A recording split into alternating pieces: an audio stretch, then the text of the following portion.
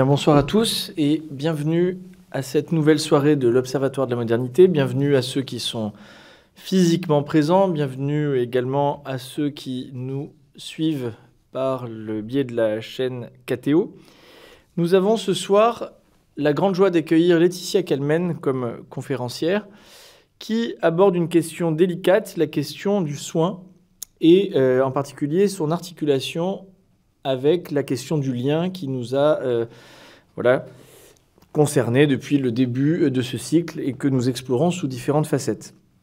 Alors permettez-moi en quelques mots de rappeler qui est Laetitia Kelmen. Donc après avoir travaillé comme infirmière, vous avez commencé des études de théologie et en particulier en vous spécialisant en théologie morale. En 2009, vous avez soutenu une thèse de doctorat en théologie, je crois sur l'œuvre d'Albert Chapelle, jésuite qui a beaucoup marqué le diocèse de Paris, en particulier, je crois, en premier lieu par le cardinal Lustiger, qui a été très proche de lui. Et vous avez soutenu cette thèse à l'Institut pontifical Jean-Paul II à Rome. Depuis 2009, vous enseignez ici même au Collège des Bernardins et depuis 2016, vous êtes membre du comité scientifique de la Nouvelle Revue théologique. Vous avez fait la une des journaux, au moins catholiques, mais certainement au-delà, en avril 2018, lorsqu'avec Linda Ghisoni et Michelina Tenace, vous êtes devenue une des 3 premières femmes expertes à la Congrégation pour la doctrine de la foi, ce que certains connaissent peut-être sous l'ancien vocable, tout de suite beaucoup plus impressionnant, de Saint-Office, et je passerai l'autre vocable encore plus impressionnant, évidemment. Cette question du soin que nous allons aborder ensemble, évidemment, aura une connotation fortement théologique ce soir, mais également, à bien des égards, philosophique. Et d'emblée, j'aimerais souligner une tension qui structure le choix de cette thématique du soin.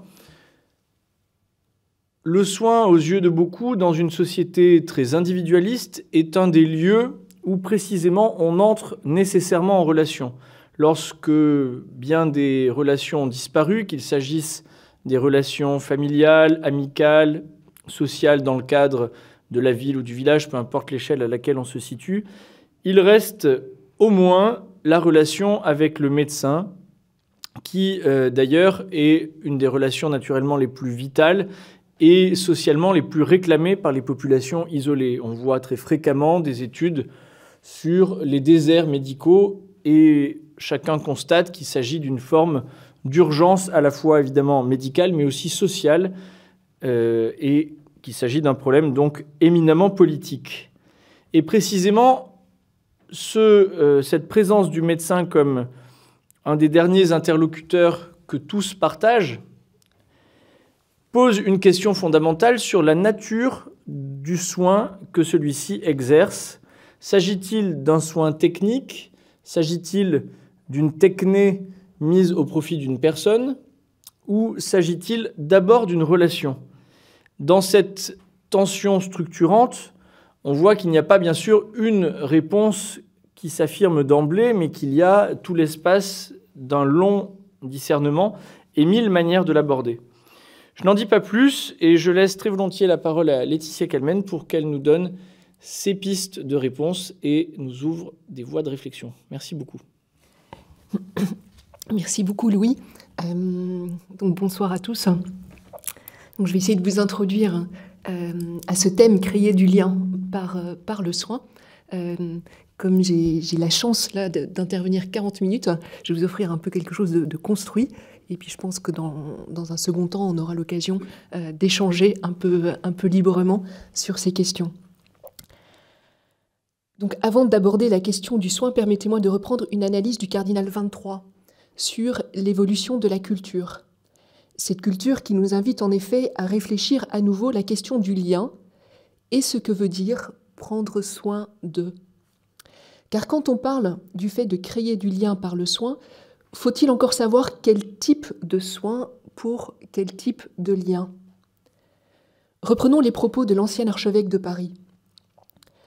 Je le cite, « Nous vivons essentiellement dans une culture agnostique, c'est-à-dire que la référence à Dieu, on peut même partir d'un peu plus loin, la référence à la métaphysique, et a fortiori la référence à un Dieu personnel révélé, n'est plus constitutive du débat intellectuel.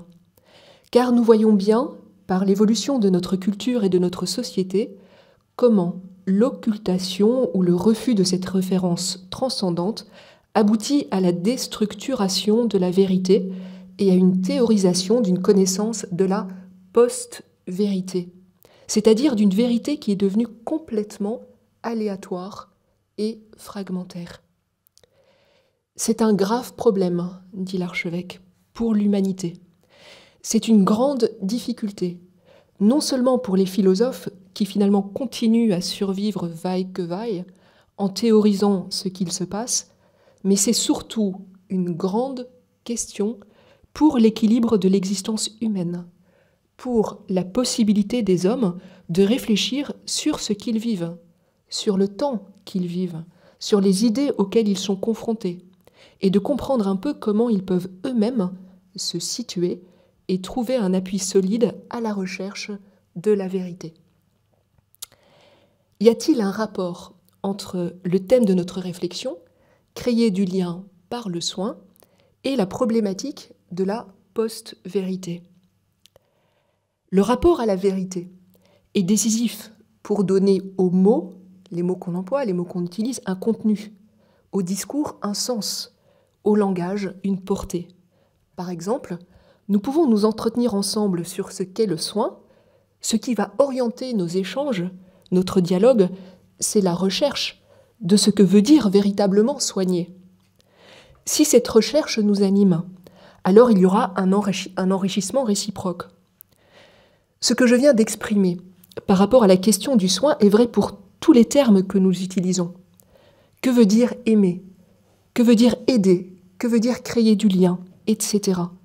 Pour communiquer, il est nécessaire de se situer par rapport à une référence commune. Celle-ci est d'une manière ou d'une autre recherche de vérité, au moins de sens. Et lorsque l'on parle de langage et de la portée de celui-ci, on ne parle pas seulement du langage verbal, mais aussi du langage corporel. Le soin est l'expression d'un langage. En soignant, je peux exprimer beaucoup de choses. De la compétence, de l'assurance, de l'affection, mais aussi de l'inquiétude, de l'impatience, de l'urgence. Parce qu'il est un langage, le soin peut créer du lien. Le soin suppose la relation. Celle-ci peut avoir différentes formes d'expression, professionnelle, lorsque mon métier est de soigner. Familiale, une maman qui prend soin de son enfant. Amicale, prendre soin d'un ami. Parce qu'il est un langage et qu'il engage la relation, le soin implique un rapport à la vérité, une recherche de vérité. Si l'on soigne, c'est en vue de cette vérité qu'est le bien de l'autre, qu'est le bien de la personne. Ce bien n'est pas seulement un bien individuel, il n'est pas seulement subjectif, il suppose une objectivité. Il s'agit du bien qui est vrai pour chacun. Par exemple, la guérison est objectivement un bien pour chacun. Soulager la douleur physique est aussi un bien objectif. En revanche, lorsqu'un geste ne s'oriente pas ou ne s'oriente que selon la subjectivité, sans rapport objectif au bien, il peut perdre sa finalité qui est de soigner, qui est de faire le bien. L'acte de soigner crée du lien en tant qu'il relie à un bien qui est un bien pour chacun. La conséquence d'une société marquée par la post-vérité est que le soin aussi soit de plus en plus dépourvu de rapport à la vérité, au bien, et donc sans orientation, sans finalité. Le danger est par exemple de rechercher le changement pour le changement, le progrès pour le progrès, de se soumettre aux désirs individuels sans plus considérer le bien objectif des personnes. De façon générale, le rapport fictif à une post-vérité ne va pas favoriser la communication, mais la rendre plus opaque. On perçoit assez bien ce phénomène dans les médias. Ce qui compte aujourd'hui, ce n'est pas tant que la nouvelle soit bonne ou mauvaise, hein, parce que pour qualifier une nouvelle de bonne ou de mauvaise, il faut avoir un rapport objectif à un bien. Mais ce qui compte aujourd'hui, c'est qu'elle suscite de l'émotion, de la curiosité, etc. Bref, qu'elle crée le buzz. Ce type de communication qui se détache de la vérité, de la recherche de sens, du vrai et du bien, retentit au niveau des relations, des engagements. On pourrait se demander si l'augmentation d'une certaine forme de violence sociétale et de radicalisation n'est pas symptomatique d'une recherche de repères que la société n'offrirait plus. S'il n'y a plus de rapport objectif à la vérité, s'il n'y a plus de rapport objectif au bien, on voit que les relations, la communication devient compliquée. Et s'il y a des complications qui s'inscrivent dans les relations, dans la communication, si le mot soigner ne veut plus dire la même chose pour le médecin et pour l'infirmière, bien à ce moment-là, on voit qu'on peut rentrer très facilement dans des relations conflictuelles. Là, je décris les choses encore à un niveau très, très cadré. Mais donc, d'un point de vue sociétal, on comprend que ça peut susciter effectivement non seulement des incompréhensions, mais plus profondément des conflits et des violences. Dans son intervention, le cardinal 23 précisait que cette culture agnostique dans laquelle nous vivons va nécessairement de pair avec une culture technicienne.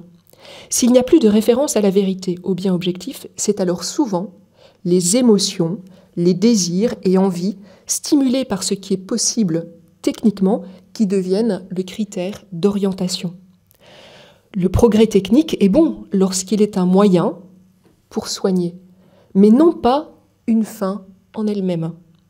Le pape François est assez précis lorsqu'il dénonce le risque de vivre les relations, quelles qu'elles soient, les relations médicales ou autres, en mode connexion ou déconnexion. C'est-à-dire par le biais de la technique et selon les envies et les émotions. On voit qu'on peut se connecter avec une personne quand on en a envie ou pas. On voit comment cette relation, elle est dépourvue de l'objectivité, d'une présence physique, de l'objectivité de la réalité qu'est la personne. Les structures de soins n'ont pas été épargnées par cette tentation de vivre la relation en termes de connexion-déconnexion. Nous pouvons évidemment nous réjouir des avancées de la médecine, du soin, entre autres, grâce à la technique. Mais lorsque la technique, poussée par les désirs individuels, prend le pas sur cette vérité qu'est la vie, sur cette vérité qu'est la personne, sur son bien, elle risque d'être destructrice. Donc la technique, pour elle-même, dépourvue de considération de ce qui est bon pour la personne, peut aller dans tous les sens et peut donc prendre des tournures destructrices. Nous l'avons rappelé, le langage s'exprime à travers des mots, mais il y a aussi ce langage plus enveloppant que sont nos gestes, les actes que l'on pose, et en particulier cet acte qui consiste à prendre soin de. Prendre soin de est un langage. Dans ses catéchèses sur la théologie du corps, Jean-Paul II rappelle que le corps a un langage, que c'est à travers le corps que nous exprimons la personne que nous sommes. La façon dont nous regardons, dont nous touchons, dont nous parlons, dont nous nous tenons ici et maintenant, exprime quelque chose de ce que nous sommes, de notre relation à l'autre et à Dieu, de notre recherche de vérité, de ce que nous vivons. Les gestes posés peuvent communiquer beaucoup de choses. Que voulons-nous communiquer lorsque nous soignons une personne? Un désir qu'elle aille mieux, de la tendresse, de la compassion, de l'encouragement. Il nous arrive parfois aussi de transmettre de l'énervement, de l'impatience, de la lassitude, sans forcément l'avoir voulu. Lorsque nous posons des gestes qui consistent à soigner, nous sommes amenés à considérer cette personne qu'est l'autre, telle qu'elle s'exprime à travers son corps. C'est à travers des gestes corporels bien concrets que nous allons exprimer l'attention que nous lui portons. Le soin ne se limite pas à un geste technique posé sur un membre du corps, il est une relation de personne à personne. Je suis assez impressionnée de voir, quand je consulte un médecin, à quel point l'informatique, la technique a pris énormément de place. Alors c'est excellent d'un point de vue de la précision des diagnostics. On voit qu'il y a des performances techniques qui aident vraiment à poser un diagnostic. Là où ça devient parfois un peu gênant, c'est lorsque ça prend le pas sur la relation. C'est pas seulement un organe ou c'est pas seulement une maladie que l'on traite. C'est une personne qui est malade. C'est une personne qui souffre dans une partie de son corps. Et cette dimension personnelle, elle est extrêmement importante pour cette relation qu'est le soin. Le soin déborde le cadre des structures médicales ou hospitalières. Il suffit de penser aux soins qu'apporte une maman vis-à-vis de son enfant, le soin de l'époux pour son épouse, et à ce soin apporté par les enfants quand les parents vieillissent. Il y a ainsi, en particulier dans le cadre familial, une manière de soigner que l'on pourrait presque qualifier d'universelle. Il s'agit d'un geste qui exprime, je pense, l'essence même du soin. Lorsqu'un enfant se coince le doigt dans la porte et qu'il court vers sa maman en pleurant, le premier geste de celle-ci sera souvent d'embrasser la main de l'enfant. Il peut arriver qu'en cas d'urgence, elle passe directement au pansement pour embrasser ensuite son enfant. Dans les deux cas, ce qui semble vraiment soulager et consoler l'enfant, c'est le baiser de sa maman. Ce geste qu'on pourrait considérer comme peu efficace semble néanmoins décisif et nous conduit à approfondir la question du soin en termes de relations personnelles. Il est précieux, quand on est malade ou souffrant, que des personnes que l'on aime prennent soin de nous. Dernièrement, je suis passée par les urgences d'un hôpital. Beaucoup de gestes techniques et efficaces ont été posés. Mais ce qui a le plus contribué à mon rétablissement, c'était ces attentions et ces soins apportés certes avec compétence, mais aussi avec délicatesse et respect. Lorsque des gestes efficaces sont posés avec affection, tendresse et amour, ces gestes, empreints de respect et de délicatesse, ne soignent pas seulement le membre blessé ou malade, mais ils rejoignent et révèlent toute la personne. Donc ça, c'est vraiment un point important. Je peux soigner en posant un geste technique, en soignant un membre, et donc mon geste peut être très compétent. Je peux aussi poser ce même geste en considérant la personne que j'ai en face de moi. Et cette considération suppose un regard de reconnaissance, suppose une forme d'affection pour la personne. Monseigneur Aupetit aime de rappeler que s'il est devenu médecin, c'est précisément parce qu'il aime les gens. On voit comment une vocation médicale peut être vraiment mue par l'amour des personnes, par l'amour des gens. Alors pas seulement la vocation, mais précisément les gestes que l'on pose. Et je pense que du coup, les gestes ont une toute autre portée. Ils ne guérissent plus seulement le membre, les gestes à ce moment-là sont capables de rétablir et de relever une personne. J'en ai fait l'expérience en soins palliatifs par rapport à des personnes qui étaient très découragées, et on peut le comprendre vis-à-vis de leur maladie, l'avancée de la maladie, le rapport à la mort, qui pouvaient connaître l'angoisse. Alors c'est vrai que par rapport à la maladie, à ce stade-là, il n'y a plus grand-chose à faire puisqu'elle est déjà très, très évoluée, et que donc on n'est plus du tout dans un stade thérapeutique. Mais ce qui m'a beaucoup marqué, c'est à quel point les petits gestes de prendre soin de la personne, le fait d'être attentif à sa chambre, d'être attentif à sa tenue personnelle. Alors comme infirmière, évidemment, ça fait partie de l'attention qu'on doit porter aux personnes. Eh bien, comment ces gestes-là pouvaient réconcilier la personne par rapport au don de la vie. Et je me dis, il y a là quelque chose de thérapeutique qui ne touche pas simplement le membre malade, le membre blessé, mais qui rejoint vraiment la personne à travers dans ce qu'elle est, à travers tout ce qu'elle est. C'est alors que le soin crée du lien.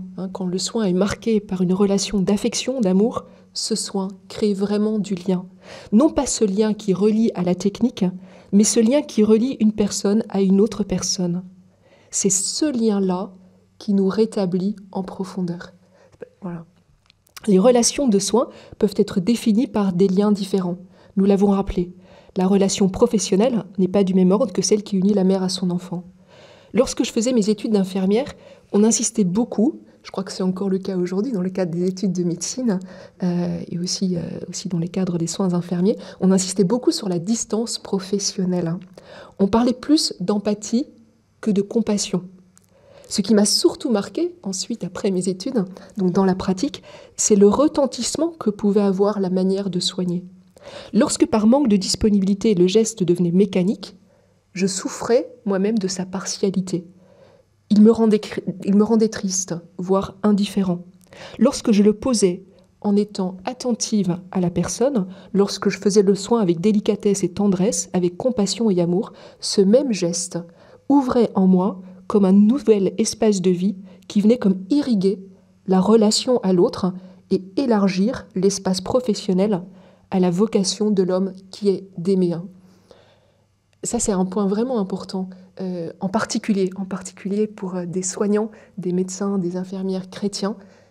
Souvent, on se dit, je suis chrétien, je suis baptisé, je vais à la messe, etc. Et puis, quand j'exerce mon métier, je suis dans un autre domaine. On ne se rend pas assez compte à quel point nous sommes profondément appelés à exercer notre profession en termes de mission. Alors, il faut avoir une compétence professionnelle, mais la manière dont nous pouvons l'exercer, en aimant avec compassion, avec tendresse, peut vraiment transfigurer les relations et ouvrir, je crois, de nouveaux espaces de liberté dans des structures qui ne sont pas toujours réjouissantes ou immédiatement source de vie et de liberté. Comme il y a une manière de parler qui édifie, qui console, ou bien qui blesse et désole, nous en faisons chaque jour l'expérience, il y a aussi une manière de soigner, qui réconforte, élève, console et réjouit. Il y a une manière de soigner qui, lorsqu'elle est vécue avec amour, crée du lien, non pas un lien de dépendance ou de performance, mais un lien de vie. Ce sont ces gestes de vie, ces gestes de tendresse et d'affection qui ont fait croître en moi le désir de la consécration, qui ont fait grandir ce désir de témoigner de cette vie divine plus forte que la mort, de l'amour et de la tendresse de Dieu. Il peut être utile de se rappeler que la création des hôpitaux fut l'œuvre des congrégations religieuses. Ces lieux étaient portés, habités, animés par des personnes qui donnaient leur vie par amour du Seigneur et qui désiraient témoigner de cet amour à travers le soin. Le soin en appelle à un langage qui soit porteur de vérité, de considération de la personne comme personne et de vie. On voit comment il y a des gestes qui peuvent vraiment être source de vie. Ce sont ces gestes, parfois des paroles, qui créent un lien vivant et véritable avec les personnes. Et donc un lien de confiance dans la relation de soin. L'être humain n'est pas seulement fait pour la relation, mais plus encore pour la communion. La relation de communion suppose que l'on reconnaisse le don qu'est l'autre. Je peux avoir une relation à l'autre qui soit extrêmement partielle, qui soit vraiment très marquée par le cadre thérapeutique. Je peux avoir une relation avec mon patient en reconnaissant profondément qu'il est un don pour lui-même. Cette personne, elle est donnée à elle-même. Cette relation-là, elle est vraiment la relation qui qualifie les relations personnelles, qui est vraiment de l'ordre d'une relation de personne à personne. Comme l'écrit Karol Wojtyla, l'être humain ne peut jamais être considéré comme un moyen. Il est une fin. La finalité de nos gestes, des actes que nous posons et donc du soin que nous apportons est de faire grandir la communion et de témoigner de plus en plus de ce don qu'est l'autre. Si la question de ce rapport à la vérité, à ce bien qu'est l'autre, qu'est la personne en tant qu'elle donne sens à la relation et ouvre à la communion, est plus que jamais d'actualité, elle n'est cependant pas nouvelle. Au bout de ce temps de carême qui vient de commencer, pendant la Semaine Sainte, nous allons entendre à nouveau le récit de la Passion. Et donc cette question posée par Pilate à Jésus. Qu'est-ce que la vérité ? Dans l'Évangile selon saint Jean, le mot vérité apparaît régulièrement. Je suis le chemin, la vérité, la vie. La vérité vous rendra libre. Je suis venu dans le monde pour rendre témoignage à la vérité. On aurait donc pu s'attendre, dans ce face-à-face avec Pilate, à un discours de Jésus qui nous éclaire davantage encore sur ce qu'est la vérité. Or, après le verset 38, qu'est-ce que la vérité ? Nous lisons, et sur ce mot, Pilate sortit de nouveau et alla vers les Juifs, et il leur dit, je ne trouve en lui aucun motif de condamnation, mais c'est pour vous une coutume que je vous relâche quelqu'un à la Pâque. Voulez-vous que je vous relâche le roi des Juifs ? Alors ils vocifièrent de nouveau, disant, pas lui, mais Barabbas. Or Barabbas était un brigand. Pilate prit alors Jésus et le fit flageller.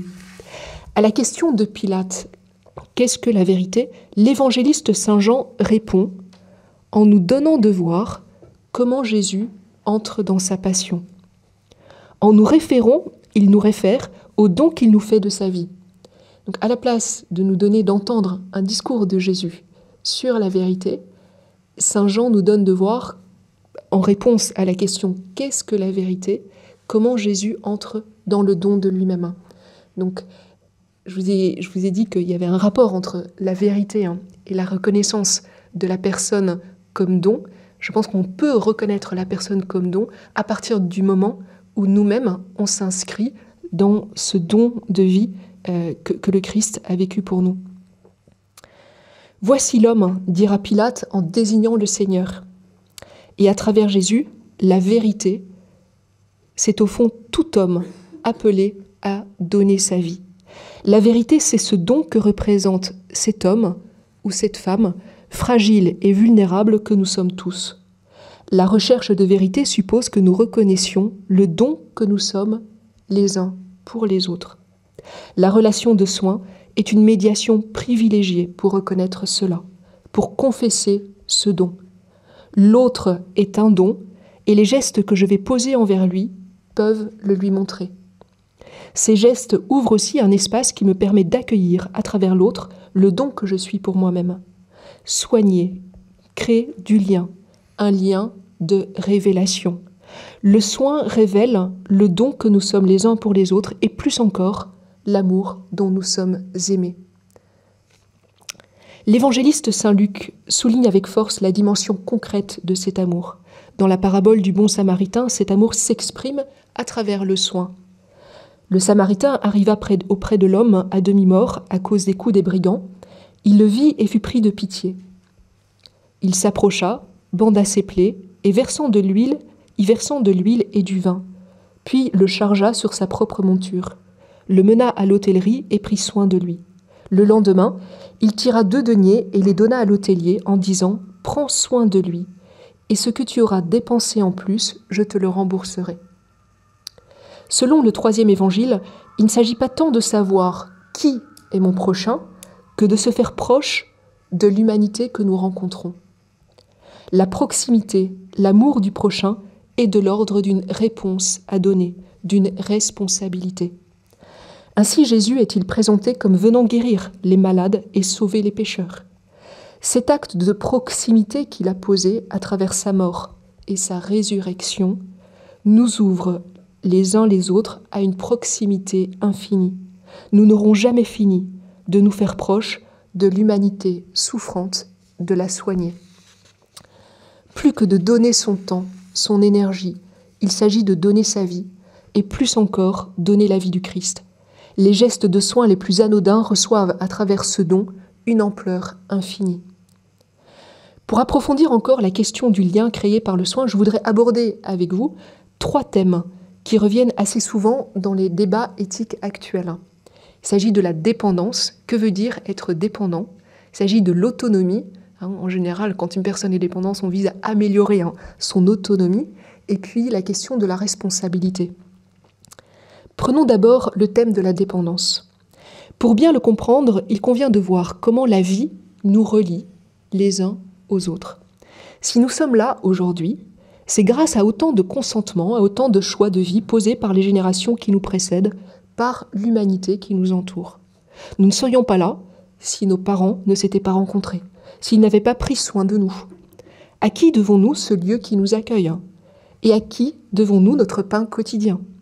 À notre employeur, au boulanger, à l'agriculteur, à autant de générations qui ont semé et récolté du blé.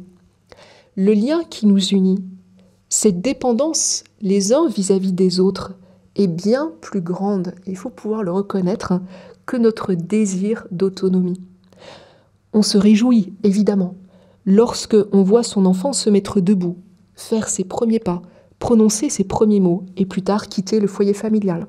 On se réjouit de cette autonomie. Mais s'il fait ses premiers pas, c'est pour aller dans les bras de sa mère ou de son père. S'il prononce ses premiers mots, n'est-ce pas pour exprimer une parole qui l'unit à ceux qu'il aime? Et s'il quitte le foyer familial, n'est-ce pas pour faire alliance à son tour? Et lorsque ses premiers pas et ses premières paroles tardent ou ne viennent pas, se découvre alors en profondeur la force du lien qui l'unit à ceux qui l'entourent. Ce lien s'exprimera à travers un soin particulier. Je me souviens de cet enfant de 5 ans, rencontré dans une école maternelle. Il ne parlait quasi pas, se déplaçait maladroitement. Un jour, tous les enfants dessinaient un bonhomme au rythme d'une chanson qui décrivait ce qu'il fallait dessiner. On voyait l'enfant peiner. Son bonhomme semblait inachevé. Il n'avait ni bouche, ni pieds, ni mains. Mais il avait quelque chose de plus que tous les autres dessins et que la chanson n'avait pas décrit. Son bonhomme avait un cœur. Ce cœur était la marque du lien qui, à travers sa faiblesse, le reliait aux autres, grâce aux soins qui lui étaient apportés. Quelle que soit l'autonomie, elle demeure toute relative aux liens de dépendance. Ce sont ces liens, et précisément ce lien fondamental qu'est la vie, cette vie qui irrigue notre cœur et dont il faut prendre soin. Ce qui nous relie les uns aux autres, fondamentalement, c'est le don de la vie. Le soin est précisément le geste qui met en valeur ce lien de vie, qui le rétablit, qui le fait grandir.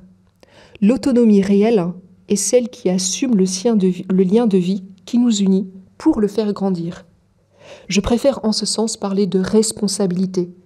Il s'agit toujours de répondre de quelqu'un ou d'une réalité, tandis que le mot autonomie se comprend souvent comme une indépendance qui finit par nier les dépendances, ces liens qui nous relient.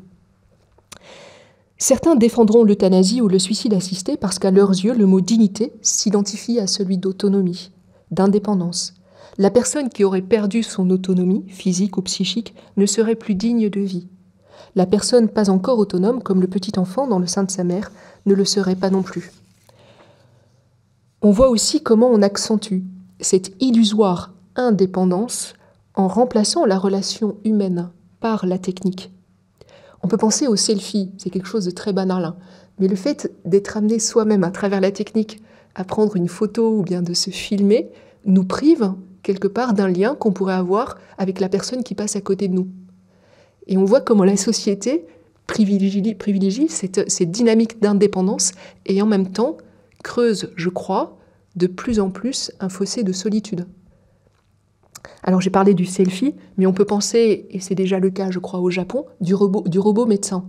Alors je sais pas vous, mais moi j'aimerais pas du tout être consultée par un médecin qui soit un robot. Simplement parce que la médecine n'est pas simplement une question d'algorithme, c'est pas simplement une question de données scientifiques qu'on encode. La médecine, alors je ne sais pas s'il y a des étudiants médecins ou s'il y a des médecins parmi nous, mais la médecine suppose une intuition, je crois, presque une inspiration du sens de l'humanité. On voit comment il y a des médecins qui vont chercher un diagnostic parce qu'ils intuitionnent quelque chose avec les données qu'ils peuvent reconnaître, mais on voit comment la relation à la personne fait qu'ils se disent « mais non, je pense que c'est plutôt ça ». Et donc ils vont orienter leur recherche. Le robot n'aura jamais cette intuition. Donc il y a des questions quand même extrêmement fortes. Donc le robot médecin, alors on peut penser, c'est dans notre ordre, mais le paiement automatique dans les grandes surfaces, je pense qu'il y a des personnes qui vont faire leurs courses et pour qui la relation au vendeur, à la vendeuse ou au caissier, ou à la caissière, c'est peut-être la relation de la journée. Et je me dis, cette manière de substituer les relations par la technique, je crains qu'elle creuse une forme d'inhumanité. La relation promue par la technocratie, donc le fait que la technique prend le pas sur la relation, se vit au rythme de la connexion-déconnexion, on l'a dit, avec comme conséquence une négation des liens humains, du sens de l'engagement et donc des solitudes grandissantes. N'est-ce pas parce que l'autre est animé par ce don de vie qui m'habite aussi qu'il peut prendre soin de moi ? Bien plus que de compétences scientifiques ou techniques, il s'agit de relations personnelles qui permettent aux soignants non pas seulement d'exercer leurs compétences médicales, mais d'entrer dans une connaissance proprement humaine et personnelle. C'est au niveau de cette connaissance, donc ça je l'ai dit, que l'on peut parler d'intuition, voire même d'inspiration dans la recherche médicale. Le professeur Jérôme Lejeune témoigne de la façon dont l'amour de ses patients a guidé ses recherches scientifiques. Cette autonomie illusoire qui consiste à nier les liens qui nous unissent correspond au premier péché.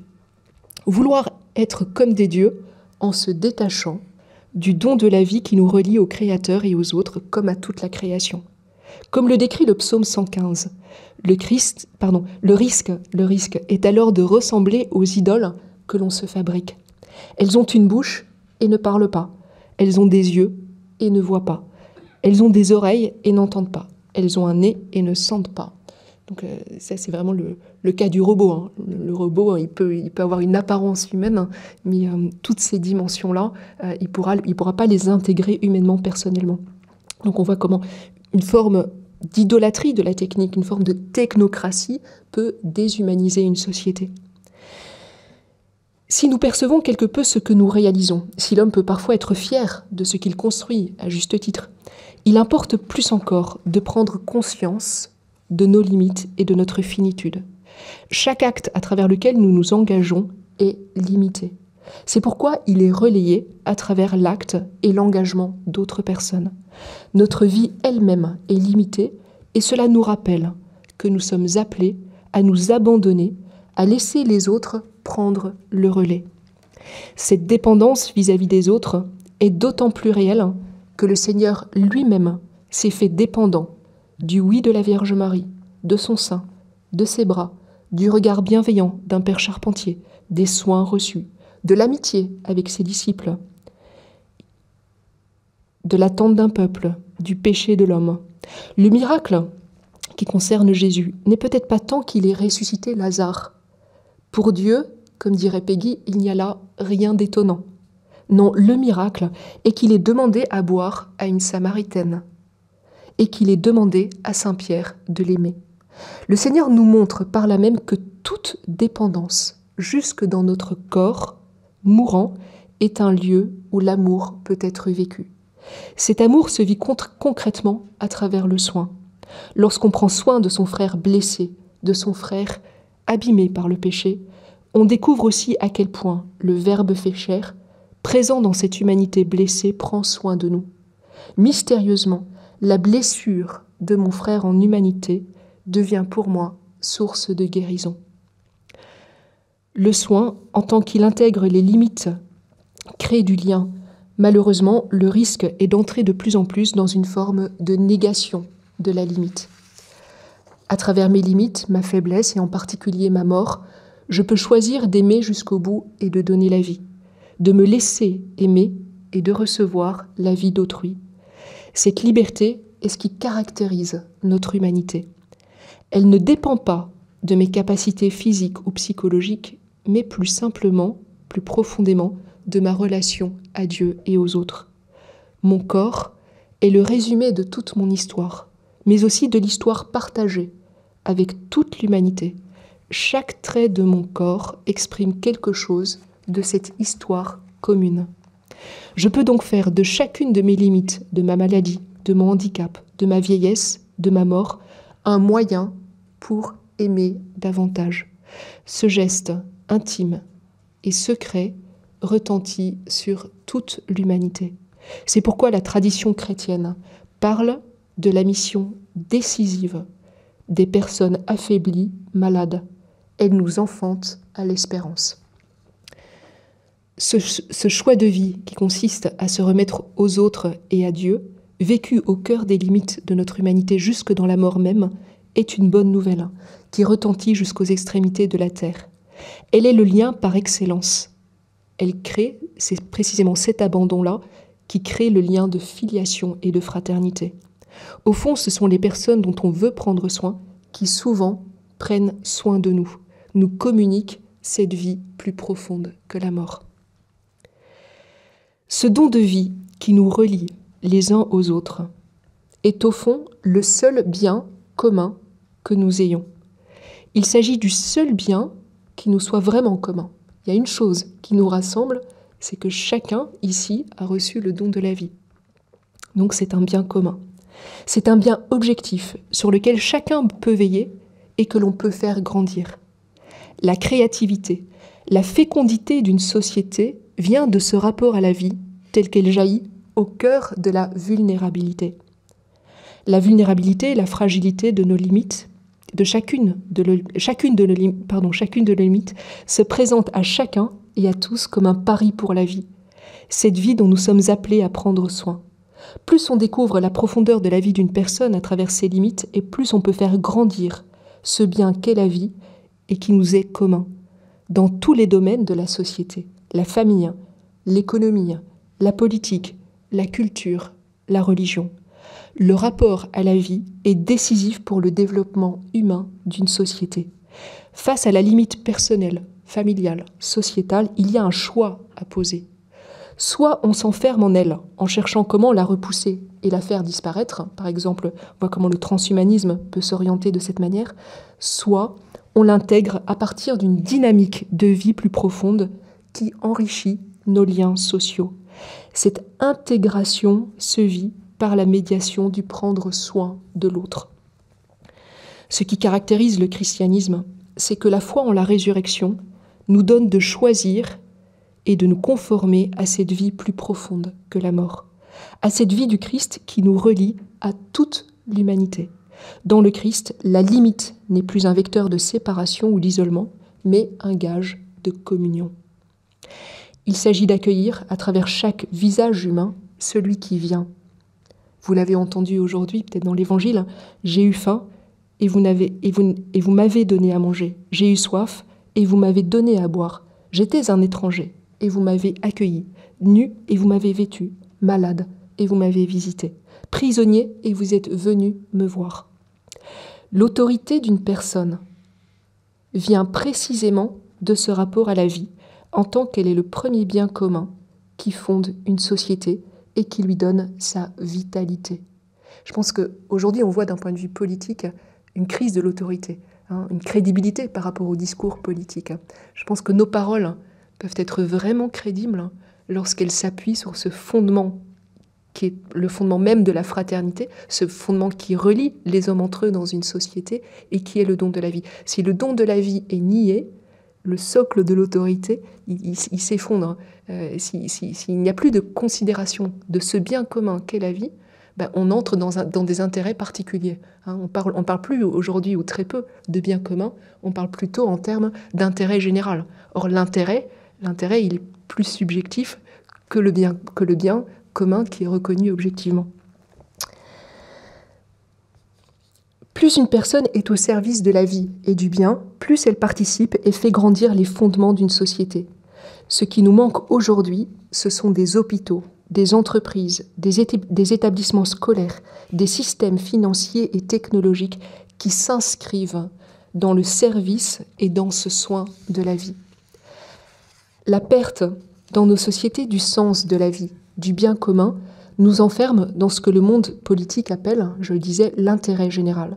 S'il n'y a plus de bien objectif qui nous est commun, le risque alors est de tomber de plus en plus dans le subjectivisme, dans le relativisme. La référence n'est plus le bien, mais l'intérêt de chacun, ce qui devient rapidement l'intérêt du plus grand nombre, ou du plus petit nombre des puissants aux dépens des petits. Une des causes de la perte du sens de ce bien commun qu'est la vie est, je pense, la perte dans nos sociétés d'un jour de repos. La crise financière, économique et politique, ou tout simplement sociétale, exprime un épuisement. C'est le pouvoir d'achat, la consommation, l'intérêt du plus grand nombre qui oriente la politique et non plus le sens du bien commun. Le bien de tous ne se discerne en effet que dans un rapport de gratuité, qu'en reconnaissant ce bien, ce don qu'est l'autre, et pour ce faire, il est important que l'homme puisse se reposer, puisse veiller au repos de l'autre. Le repos nous permet de garder le sens du bien, de l'émerveillement et de la créativité. Cette forme d'abandon que représente le repos nous permet de recevoir toute chose à nouveau. Il ne suffit pas d'entrer dans un repos individuel, mais de veiller au repos commun, au repos de l'autre, de mon voisin. C'est une manière de prendre soin d'eux qui crée un lien de fraternité dans la société. Je ne sais pas si dans les débats qui ont eu, les débats publics qui ont eu cours ces derniers temps, on a pu laisser un certain espace à cette question de ce qui rassemble vraiment une société. Qu'est-ce qui rassemble vraiment une société? Je ne pense pas que ce soit la consommation. Je ne pense pas que ce soit le fait que chacun ait un travail. Alors aussi, évidemment. Mais ce qui rassemble vraiment une société, c'est le fait de garder ensemble une journée de repos. Et on voit en fait qu'on est dans la dynamique inverse. Comme on est dans une crise financière et économique, à la place de garder et de veiller sur ce jour de repos, ce qui se passe, c'est que ce jour de repos, eh bien, il est de moins en moins respecté et qu'on permet et on ouvre l'espace pour que les commerces, pour que les entreprises, etc., continuent leur travail pour offrir un maximum de possibilités de consommer. Et donc, forcément, on entre dans un épuisement de l'être humain, de la société et de la création. Le jour de repos, on se dit, mais se reposer, souvent, même dans notre vie propre, on se dit, ça ne sert pas à grand-chose. Ce n'est pas le moment où on a l'impression d'être le plus utile. Et cependant, c'est le moment où on prend le plus de recul. Il m'arrive parfois d'accompagner des couples qui sont en crise, qui sont en difficulté. La première question que je leur pose, c'est, est-ce que vous n'êtes pas trop fatigué? Est-ce que vous prenez encore un jour de repos? Est-ce que vous reposez ensemble? Est-ce que vous êtes capables ensemble de prendre du recul? Alors, ô combien, donc ça c'est vrai pour la vie de couple, pour la vie de famille, hein, mais ô combien pour des personnes qui sont engagées dans des services de soins. La seule manière de garder encore le sens du bien des personnes, c'est quand même de respecter un minimum cet espace de repos. Alors je sais que ce que je dis, à mon avis, n'est pas du tout réaliste dans la façon dont les internats sont organisés, dans la façon dont les études sont organisées, mais forcément c'est marqué par une organisation sociétale, mais qui, je pense, passe à côté de ce bien commun qu'est le don de la vie. Alors je pense qu'une de nos missions de chrétiens est simplement une de nos missions d'être humain, c'est de rappeler et d'oser vivre cet espace de repos, enfin en tout cas autant que possible. Donc se reposer est une manière de prendre soin de créer du lien, et principalement ce lien de fraternité. La fraternité est une dimension importante pour la société française. Voilà. Qu'est-ce qui rassemble? C'est la gratuité et le repos. Qu'est-ce qui permet la fraternité? C'est la gratuité et le repos. D'ailleurs, si nous nous référons à l'ordre des 10 commandements, nous voyons que le commandement qui concerne le jour du repos, donc le sabbat, précède les commandements qui régissent la relation au prochain.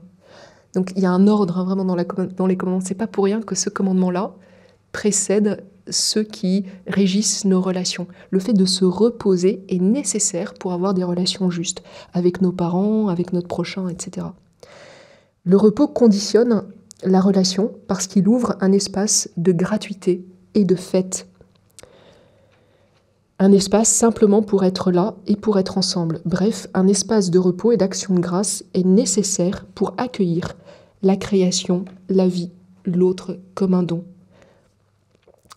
Pour conclure, et avant de vous laisser vous reposer, je crois que c'est le meilleur service que je peux vous rendre à cette heure-ci, je me permets de reprendre ces quelques lignes du pape François.